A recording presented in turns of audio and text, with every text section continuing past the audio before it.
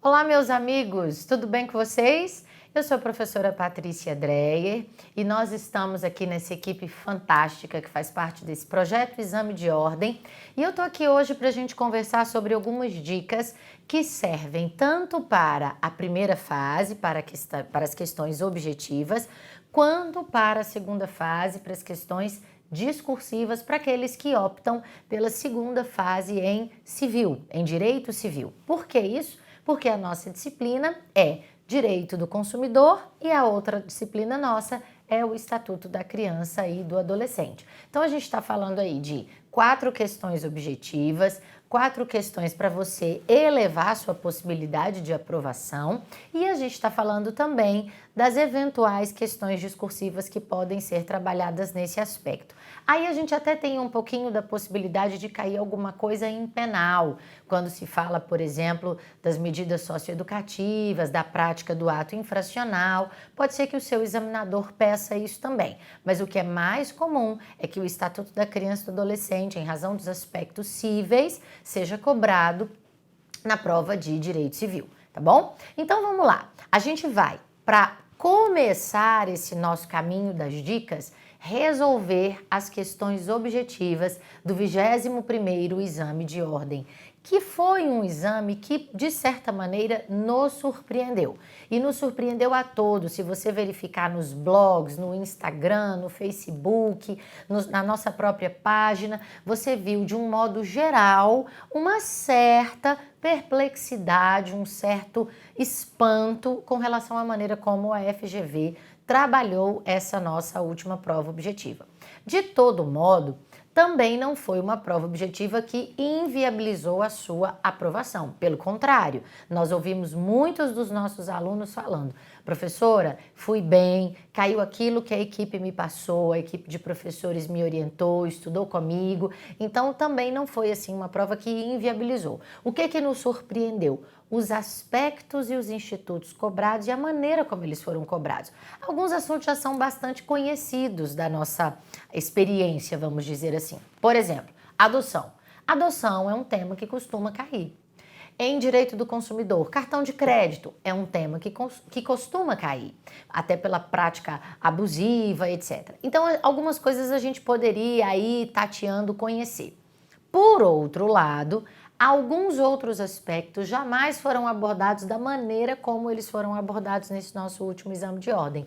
A questão lá do entregador de pizza, que a gente vai resolver aqui também nessas nossas dicas, tá bom? Então, só para você ter esse primeiro parâmetro, você vai verificar comigo que as nossas 2 primeiras dicas de consumidor serão as questões e as nossas 2 primeiras dicas de Estatuto da Criança e do Adolescente também, tá bom? Então, sem mais delongas, vamos lá, vamos para a questão aqui de Estatuto da Criança e do Adolescente, uma questão bastante tranquila. Diz assim: Marcelo e Maria são casados há 10 anos. O casal possui a guarda judicial de Ana, que tem agora 3 anos de idade, desde o seu nascimento. A mãe da infante, irmã de Maria, então significa dizer que Ana é sobrinha de Maria. A mãe da infante, irmã de Maria, é usuária de crack e soro positiva. Ana reconhece o casal como seus pais. Passados 2 anos, Ana fica órfã, o casal se divorcia e a criança ficou residindo com Maria, que é a sua tia. Aqui já está o primeiro problema dessa questão, porque a questão está bastante mal elaborada. Vamos entender, olha só, está dizendo que tem agora 3 anos de idade. Aí diz assim: passados 2 anos, Ana fica órfã. Então está dizendo o seguinte: se ela ficou órfã, é porque a mãe da infante, irmã de Maria, falece. E aí é importante você saber o seguinte: qualquer pessoa, só para você ter essa dica atenta aí com você. Qualquer pessoa, independentemente da idade, que perca o pai, ou que perca a mãe, ou que perca os dois, é órfão. Se você tem 40 anos de idade, se você tem 30 anos de idade, se você tem 20 anos de idade, ou se você conhece uma criança com 5 anos de idade e essa pessoa não tem a mãe viva, por exemplo, ela é órfã. Se você tem uma pessoa que também não tem o pai vivo, é órfã. Aí tá dizendo aqui que ela ficou órfã, quer dizer que a irmã da Maria faleceu. Aí diz assim, passados 2 anos, Ana fica órfã. Então a questão avançou no tempo sem deixar isso claro para nós. Porque está dizendo, são casados há 10. A gente está falando de 2 anos para frente. Beleza, mas vamos lá. Não é isso que a questão vai nos exigir precisamente. Aí diz que depois disso, então, o casal se divorciou e a criança continuou a residir com Maria. Sobre a possibilidade de adoção de Ana por Marcelo e Maria em conjunto, ainda que divorciados, assinale a afirmativa correta. Então, presta atenção aqui no contexto que a gente está explicando. A gente está falando o seguinte, a convivência dessa criança, pelo que diz a questão, nos seus 3 primeiros anos de vida, se deu com Marcelo e Maria enquanto um casal. E aí agora, eles estão divorciados, mas os dois pretendem adotar. Existem 3 situações aqui que tiram a criança da convivência cotidiana com os seus pais biológicos, digamos assim. A guarda, a tutela e a adoção. Como se fossem estágios em avanço.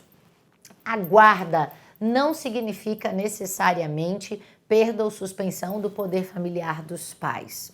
A tutela e a adoção necessariamente significam perda ou suspensão do poder familiar dos pais. Esse é o primeiro aspecto. A questão diz que a criança estava sob a guarda desse casal. E agora esse casal quer adotar. Se ele quer adotar, a gente está falando aí que houve perda ou que deve haver perda do poder familiar por parte dos pais. Só que a gente tem, pela questão, o conhecimento só da mãe e essa mãe faleceu. Aí a gente tem a questão da possibilidade desse casal adotar, então, a criança, não é, a Ana, mas a gente tem que saber se, enquanto divorciados, eles podem adotar. Questão tranquilíssima. Isso aqui não é nada difícil para a gente resolver. Por quê? Porque a gente tem um dispositivo no Estatuto da Criança e do Adolescente que vai nos ajudar nesse aspecto, que é exatamente o artigo 42, parágrafo 4º. Só esse dispositivo já seria suficiente para nos responder. Diz assim o artigo 42, parágrafo 4º.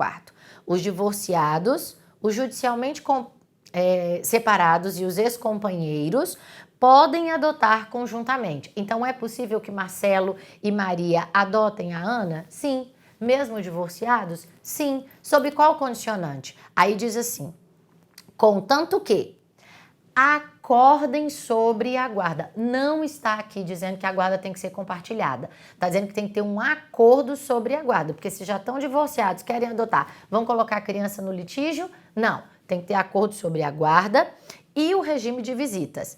E desde que o estágio de convivência, que foi aquele período da guarda judicial, o estágio de convivência tenha sido iniciado na constância do período de convivência e que seja comprovada a existência de vínculos de afinidade e afetividade com aquele não detentor da guarda, porque não está dizendo aqui que o casal se divorciou e aí a Maria é que ficou residindo com a criança, então a gente está dizendo que tem que ter aqui um vínculo de afetividade, de afinidade com o Marcelo, que é com quem ela não vai residir, mas ela vai conviver por meio do regime de visitas. E aí diz assim, que justifiquem essa excepcionalidade da concessão. É muito comum os alunos confundirem e dizerem que obrigatoriamente a guarda tem que ser compartilhada. Não, a guarda não tem que ser compartilhada, tem que ter um acordo sobre a guarda.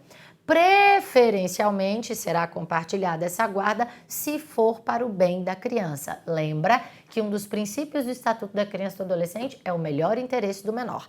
Então, vai dizer assim o parágrafo 5º do artigo 42. Nos casos do parágrafo 4º, ou seja, na hipótese de adoção por um casal que já não está mais convivendo, Desde que demonstrado efetivo benefício ao adotando, será assegurada a guarda compartilhada, conforme previsto no artigo 1584 do Código Civil. Então, a gente está dizendo que, preferencialmente, haverá a estipulação de uma guarda compartilhada, mas não necessariamente. Aí a gente vai para a questão, a gente já entendeu que é possível, que pode ter acordo e que, então, quem vai resolver aqui para nós essa questão é o artigo 42, parágrafos 4º e 5º do ECA. E aí diz assim, apenas Maria poderá adotá-la, pois é parente de Ana. Não, completamente errado, a gente sabe que não se exige que seja um parente a adotar. Aliás, essa é uma outra coisa que eu quero mencionar aqui com você, estou pegando aqui o nosso Estatuto da Criança e do Adolescente, para você entender isso. Olha só, a adoção é forma de colocação em família substituta. E aí a gente tem a família natural e a família extensa ou ampliada. O que é a família natural? Pai, mãe, irmãos. Aquele núcleo mais duro, mais rígido de família.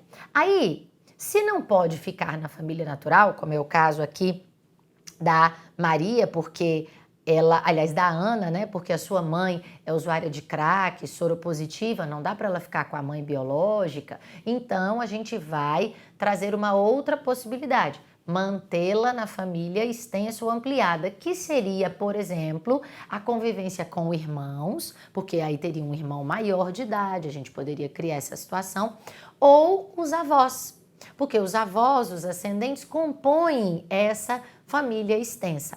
E aqui está dizendo, então, que por isso não haveria necessidade de adoção e por isso vai dizer, então, o ECA que não pode, à luz do artigo 42, parágrafo 1º, que não pode adotar se for ascendente ou irmão do adotando. Eu gosto de ler aqui, não é nem que não pode, é que não precisa. E por que não precisa? Porque já está na família. Você já tem uma situação de resguardo dessa criança no convívio familiar. Então não haveria necessidade. Poderia se colocar sob a guarda de um irmão mais velho, sob a guarda de um avô. Isso é muito comum, não é? Mas não necessariamente a adoção, tá bom? Então vai aí essa dica para você também. Vem aqui a letra A e diz, apenas Maria poderá adotá-la, pois é parente de Ana. Não, esse apenas aqui deixou a questão errada. A letra B diz, o casal poderá adotá-la, desde que acorde com relação à guarda, tá vendo aqui? Unipessoal ou compartilhada e a visitação de Ana. Perfeito. É essa aqui a nossa questão. Por que muita gente poderia se equivocar? Porque está dizendo que é unipessoal ou compartilhada e o artigo 42, parágrafo 5º, fala que será assegurada a guarda compartilhada.